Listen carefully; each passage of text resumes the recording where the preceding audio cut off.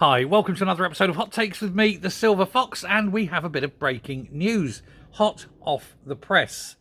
Fergusson Marine boss is complaining. He's complaining that it's very unfair that the Scottish Government have changed the bidding process for the new Calmac ferry, saying it makes it very hard for Fergusson Marine to bid for these ferries.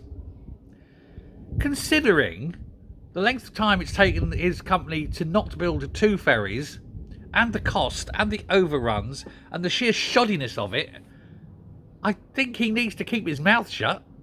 Of course, how can he say this thing? He had a job to do. His job was build two ferries, and he failed spectacularly. And he's now complaining that the hundreds of millions of pounds of overrun and the 7 years late ferries aren't his fault. John Pettigrew, his name, he was installed as the interim chief executive of Port Glasgow Shipyard earlier this year, so it wasn't his fault directly, but it's his responsibility, and insisted they would bid aggressively for the contract to build 7 smaller ferries from Calmac. Now, I would suggest that it would be sheer lunacy to let one company make all 7 ferries. The trick is that you pass these out amongst 7 different companies. That's sensible.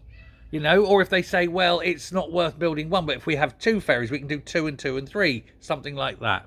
Make it worth it. But never put all your eggs in one basket. Always have supplier options. Everybody in business knows this. You never rely on one supplier.